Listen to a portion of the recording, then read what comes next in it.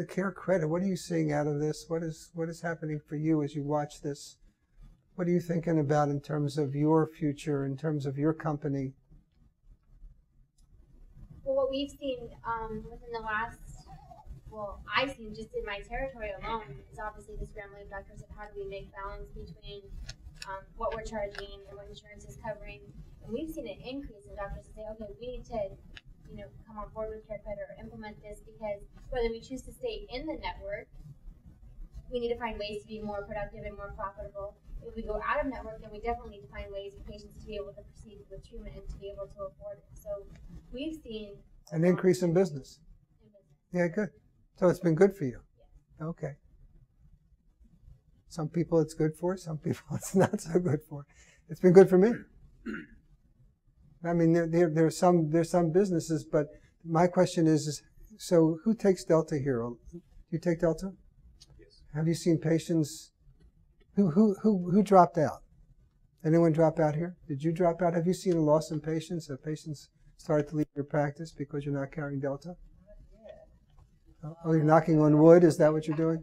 My experience, excuse me for interrupting, is that the people who have a strong Delta component, after a period of time, the Pierce County, Thurston County Teachers Union got a letter saying that if you don't have a Delta provider, here are the names.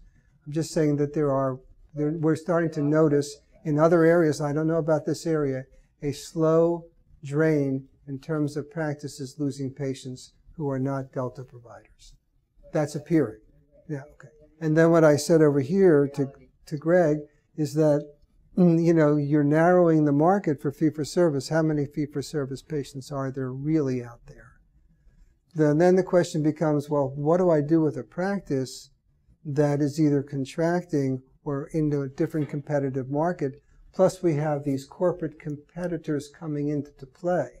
You have Aspen, you have General Dental, you have Willamette, you have Monarch, you have these people coming in to work in your area. Maybe it's outlying now, but they're moving centrally as well. So there's a whole change in the landscape, and I'm declaring that what's the cause of that is that the context has changed. And if we don't change consistent with the context, go look for a payphone. No, you have to consider as we get into the next part of this conversation today, what are you going to do? There's another aspect of all of this which we haven't introduced, which we can bring up, but you have a thing called government, and we have a thing called access. And now we have proven that oral disease is linked to systemic disease. And when we take a look at the healthcare budget, and we take a look at the chronic diseases, there's going to be an emphasis on treatment that you can't provide in a kind of service model that you have now for people who can't gain access. What are you going to do? Then the pressure comes from mid-level providers. And then people will use mid-level providers not just to treat people who didn't have previous access, but they'll start to take a look and say, well, why don't I use it instead of some of you have restorative hygienists, yes? So things are not going to stay stable. Ultimately, when you look, at least in my view, you don't have the capitalization to compete well in the future being a solo practice. You just don't have the pockets that are deep enough to make that kind of effort. When you see Clear Choice, when it comes to your town and it starts to put those ads on television and it starts to talk about implants in one day and all that stuff, you see, and their fees are much less, as we'll talk about in a second. How are you going to compete with that when your expenses are much higher than theirs? What are you going to do?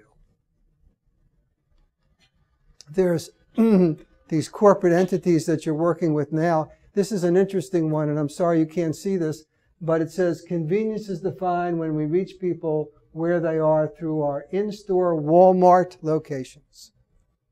So Walmart is now setting up dental clinics in the Northeast.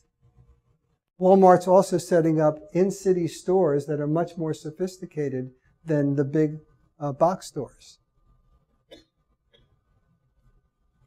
They're coming. Here's Clear Choice. This is the implant company that's coming to your town.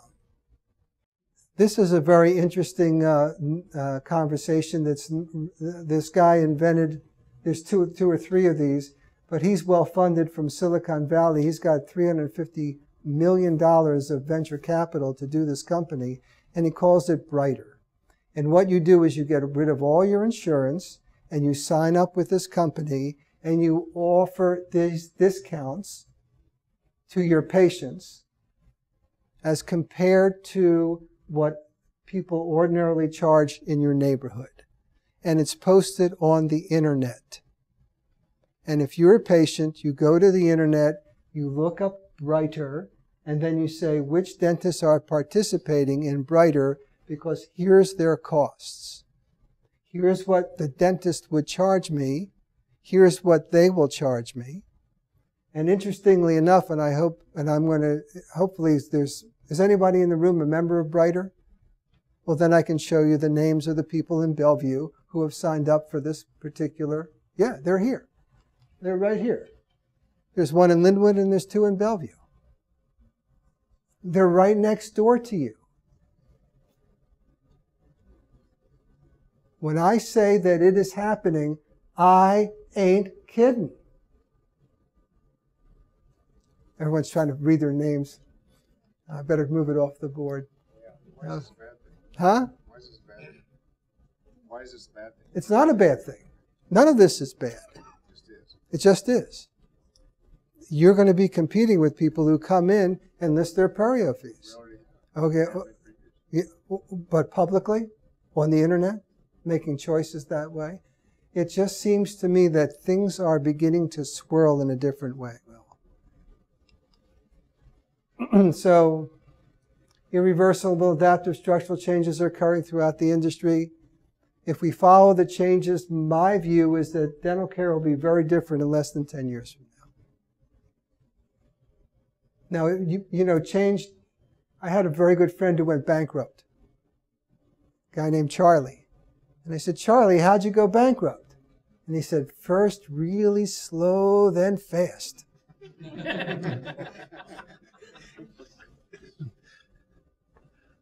That's what's happening. Living systems do not evolve of their own accord. Rather, they change because of the forces and the threats imposed on them from the environment. And what I'm pointing here, Will, is these incredible environmental changes that are occurring all around you. And I just want people to be awake to them.